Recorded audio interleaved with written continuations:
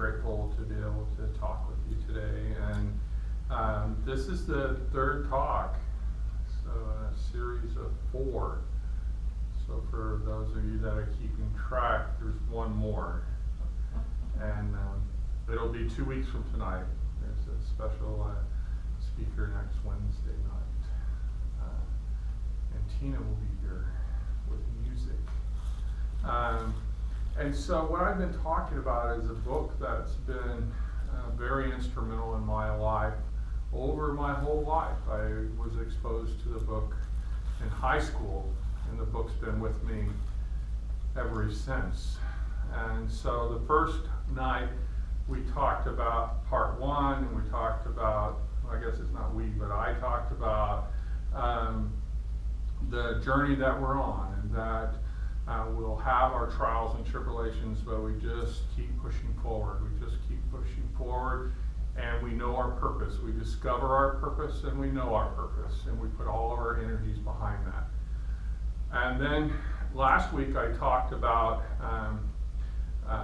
part 2, and that's when Jonathan actually reached a point where he had a raised consciousness, and he was able to take and learn about no limitations, and to learn about who he was. And now we're in part 3. And it's funny that as I look at each one of these chapters, there's at least 8 to 10 talks in each part. And what I've been trying to do, well, not trying to do, but what I've done in the first 2 talks is I tried to cram every lesson that was in that part into my 20 minutes. And so I started reading part 3, or shaping up my talk to you for tonight, and there was so much that I was like, oh, I can't even try to do that, to throw all of the different lessons that are there, all the different meanings for me in there. So I've just picked one.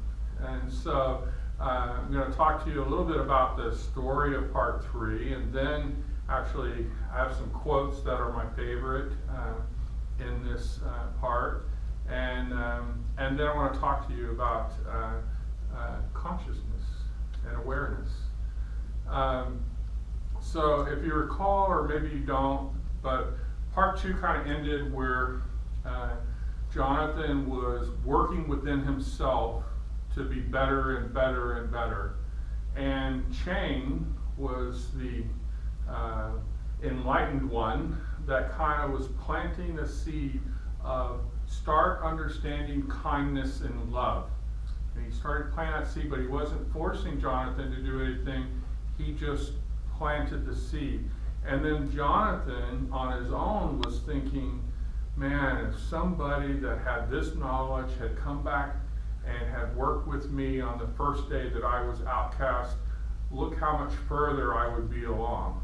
And so those 2 things got to working in Jonathan's mind, and so he decided to go back to the breakfast flock. So that's what happened at the end of part 2, and I kind of kept that from you because it was really for today. But anyway, so now we're in part 3, and now Jonathan is with the flock, and there's a gull named Fletcher, and Fletcher has been outcast because he did a barrel roll in the middle of breakfast flock, and they don't like things like that. And so out he went. And if you recall from Jonathan's experience, he also was outcast. And so Fletcher's just all riled up. He's ready just to tackle the world. And about that time, Jonathan shows up and says, they just don't understand, so don't be so hard on them. And Fletcher's all startled. It's like, who are you? And then Jonathan's focus was on, do you want to learn how to fly? And Fletcher was like, yeah, I want to learn how to fly. And so he started teaching Fletcher. Well, then it turns out that there's 8 different gulls that had been barrel roll or a dive or whatever inappropriate behavior for the breakfast flock they were outcast, and so now there were 8 students. And so Jonathan worked with them for a while, and then he said, you know, it's time to go back to the breakfast flock. And they're like, are you nuts? You know, we're outcasts. It's the law. We cannot go back. It's the law. And so he says, no, that's where we need to be. And so he started heading out back for breakfast flock. And the students are on the beach there going, what's going on here? Should we go? Should we stay? And they're just doing all this back and forth, back and forth. And he goes, well, if there's a big fight, we probably need to be there to help Jonathan out, so we better get going. And so they take off, and then they all arrive on the shore there. And Jonathan's like, you know, great to have you guys. You're a little late on getting here, but glad you showed up. And so then Jonathan starts doing the lessons right there in the middle of all the other gulls. And the group of this gulls is like 8,000 seagulls. And he's just conducting his lessons, just like pretending they're not even there. And so the students are like freaked out. You know, they're freaked out because they're not supposed to be there. And then but they want to learn. So they just keep learning and they keep learning. And then what would happen is people would stay in the darkness, because see, they fly during the day, and then at night Jonathan would talk to them about their perfect being, talk to them about being perfect, whole, and complete just as they are. And so he would talk to them like all night long. So, and they were trying to understand it, but during the day is when they would do the flying, which they really liked. And so they understood that, but they didn't necessarily understand what he was talking about, but they would listen. And then what happened is there would be a ring formed around the students that were in the shadows. And there were people that wanted to listen, but they didn't want to be seen. They didn't want the consequences of being seen. And so they would listen and listen and listen. Then before it started getting light, they would leave so that they couldn't be associated that they were there all night long. And then there was a gull, Kirk Maynard gull, and he had a wing that was either deformed or what. He just didn't use it very much because he was told, you know, you'll never fly. Your wing is shot. You know, sorry, bad luck. You got dealt a raw hand. You're never going to fly. So he never tried. And so then he heard all of what Jonathan was talking about, and so he said, I want to fly. And so he starts talking with Jonathan, and Jonathan says, well, you can fly. You know, do you want to fly? And he goes, yeah, I want to fly. And he says, well, if you want to fly, then there you go. Take off, fly. And he goes, but my wing. And it's like, the only limitation that you have is in your mind.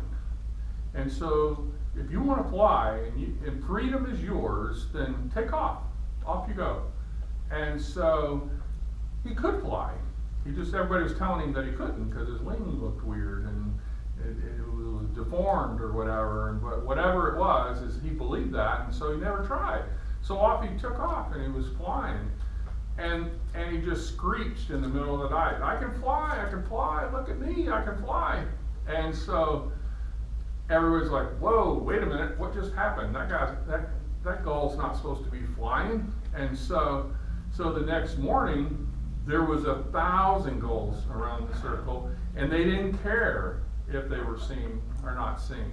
They wanted to know what just happened, and how can they be part of it.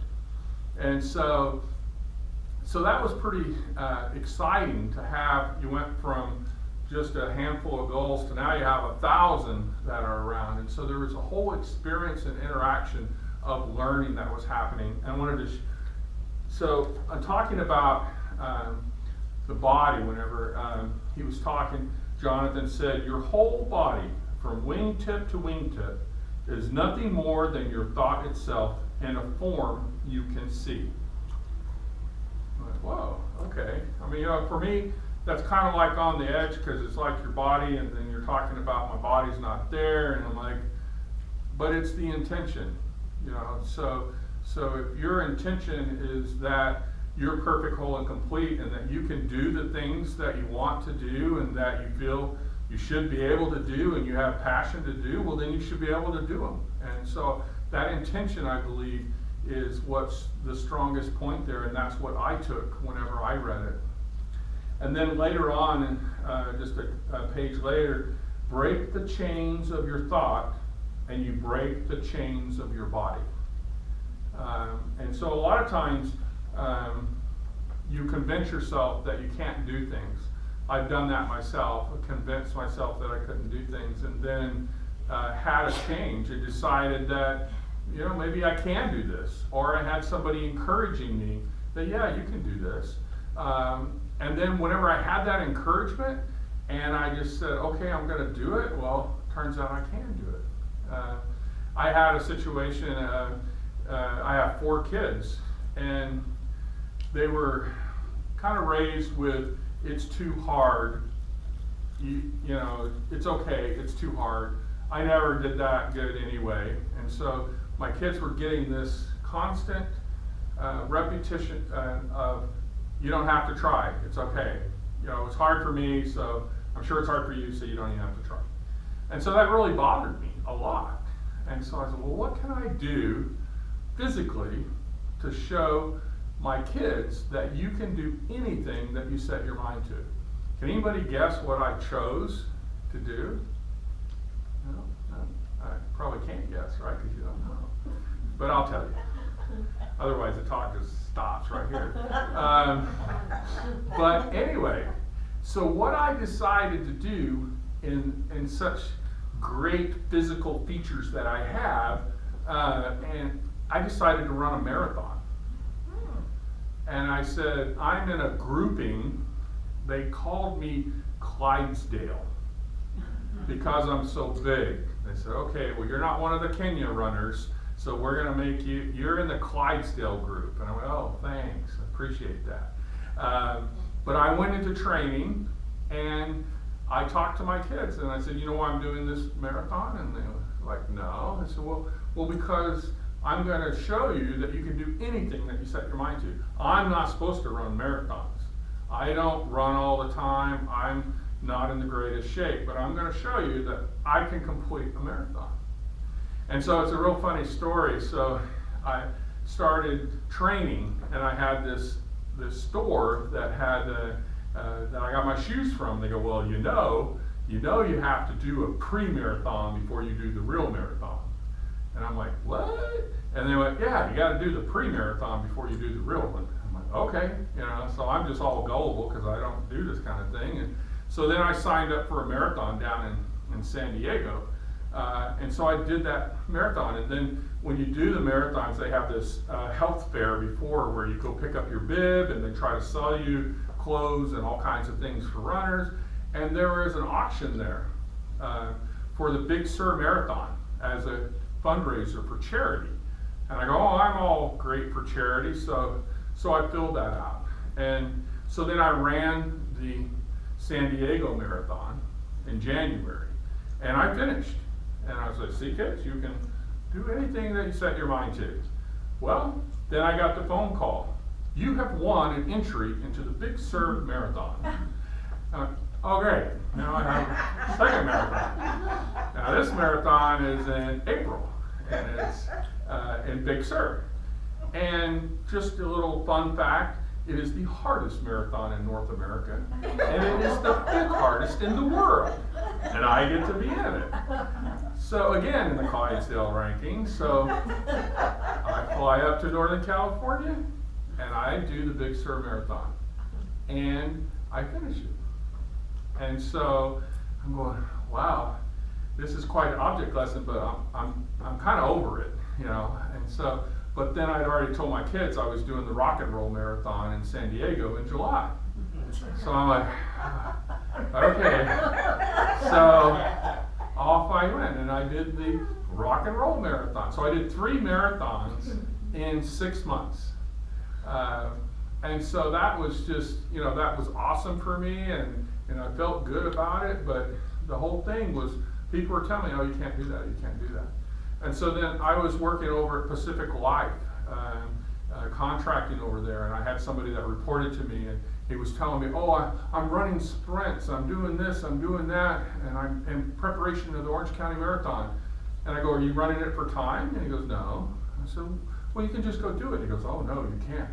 And so this was in October, the race was in December, and I said, I'll do it, you know. And so that was my 4th marathon. And so he sprained a muscle and couldn't be in the marathon, but I did the marathon. I wore my badge, my medal in the next Monday. He said, oh, I finished. Did you? Oh yeah, you didn't race. So anyway, it was a good object lesson for him. But anyway, it's the idea of setting your mind. There is no limitation. You can do anything that you want to do, whether it be in your mind, whether it be with your body, whether it be singing, cooking, whatever your thing that you want to do, you can do it. And so another quote that I wanted to share with you, which was really cool, it says that, and I'm kind of catching it in the middle, that freedom is the very nature of your being. That whatever stands against that freedom must be set aside, be it ritual or superstition or limitation in any form. So if it doesn't resonate with your freedom and where you want to be, then you set it aside and you pursue whatever you want to pursue. And so we have these goals flocking around. Getting back to Jonathan, we have them, flocking around, and they're all like in awe about Jonathan. They're like, man, you're thousands of years ahead of us. We can never fly like that. And then the people, the goals that are on the outside, the thousand, well, look at the students, they can do stuff we can't even think about. And so he addresses that, and I think this is probably one of the most powerful quotes that are in this part. He tells them the only difference, the very only one, is that they have begun to understand what they really are and have begun to practice it. And why this resonated with me from my high school days is that I looked at, we're all the same. We're all the same. So there isn't one person that's given something special that another person isn't. I mean, there's characteristics that they may develop, but we're all the same. We all come from God. We are all the same. And so that really resonated with that quote of saying, Jonathan, how did he start out in part 1? He was like on the borderline. Do I want to fight for food or do I want to fly? Which one do I want to do? And then look where he is now in part 3. He's teaching, and his consciousness is much higher than it was when he started. So I'm throwing all these quotes out because I really like them all, is this one is a really good one. I mean, they're all good, but this one, don't believe what your eyes are telling you. All they show you is limitation. Look with your understanding. Find out what you already know, and you'll see the way. And so it means to be conscious and aware and look from your heart and look from your soul whenever you look at other people or other situations or even yourself. So that whenever you do that and you look at that, you understand that you're a divine being. Every one of you, every one of us, anybody you come across, whether you like them or not, they are perfect, whole, and complete just as they are. They may not understand what you understand, but they're still made of the same stuff, have the same core. And so you can go a long ways in interacting with yourself and with other people, even in your day-to-day life, if you realize that you're perfect, whole, and complete just as you are, and anybody that you see is in that same situation. So I was going to talk about levels of consciousness or awareness. I like awareness. And so let's talk about Jonathan for a minute. So breakfast flock, everybody got that, right? That's the guys that are out there fighting for food. Give me that anchovy, let me have this good stuff. There's like 8,000 of those. And then we could have talked about levels of awareness back in part 1 or part 2, but kind of the stage wasn't set for all these different levels. So that's why it's perfect here in part 3. And remember that part 3 is when the book originally ended. Part 4 came 40 years later, and that's what we're going to talk about 2 weeks from now. So then you have the circle that's around that was watching but did not want to be seen. So I started out not watching. I started out where I was just going to work, going to school, just doing what I'm supposed to do, and just not really paying attention to anything else. Then I was in the, what's this stuff? It's kind of interesting. And so that's the watching, but still wanting to be unseen. And then, about 6 years ago, I walked into Namaste, and then a few years later I walked into here, and then I wanted to be seen. I like this stuff. It resonates with me. I can relate to it. It's making me a happier person. It's making me a better person. And so I was charged by it. So I became one of those watching but visible. I guess at Namaste I was watching but visible. When I came over here, I'm all in.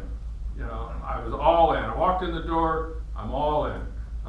I'm working on committees, I'm taking the classes, I'm becoming a practitioner, I'm all in. And so I became a student. And remember, there was like 8 students, right? With Jonathan, there was only 8 that were around. And so that's where I see where I am today. I'm a student. So I'm learning, wanting to know more. And then, you know, I think that the other levels of awareness or consciousness come to you as you're prepared for them. So to talk about a Jonathan, and remember in part 2 he was with several other goals in that other world type thing, so that was similar levels of consciousness. And then of course there was Chang, the elder, you know, that had all the answers. And so I believe there are many Jonathans and there are many Changs out there. It's just your level of awareness that you achieve. And for me, this book set an intention for me that anything's possible and that I am perfect, whole, and complete just as I am. And so any problem that I have, I am not that problem. I can get through it and I can soar. And that's the message that I want to leave with you today, is that you, each one of you, are perfect, whole, and complete just as you are. It's not just a trick phrase to say, it's just not a catchy thing, and there's meaning behind it. It's really who you are, and that you can soar. You can soar. Every one of you can, just by making a choice. You can change by changing your thoughts, and you can raise that level of awareness, and you can be a very, very happy person. You probably are already happy, but I'm just saying, you can be happier, all right? There's no limit to being happy. So I have no, the message is there. The message is you're perfect, whole, and complete just as you are. And guess what? We have practitioners. You know, we have over 40 practitioners in the center now. So we have 40 practitioners that if for any reason you doubt you're perfect, whole, and complete, one of the practitioners can stand with you and know that truth for you, because I've learned that and I'm a practitioner and I know that truth for every one of you. And so that's a pretty good feeling. Was there any doubt in my voice? Did anybody hear any doubt in my voice? I know the truth of who you are, and it never changes. It's a rock solid, and it's pretty exciting to share that with you. And I appreciate you guys coming tonight and listening to me talk about something that's dear to my soul, Jonathan Livingston Seagull. Thank you very much.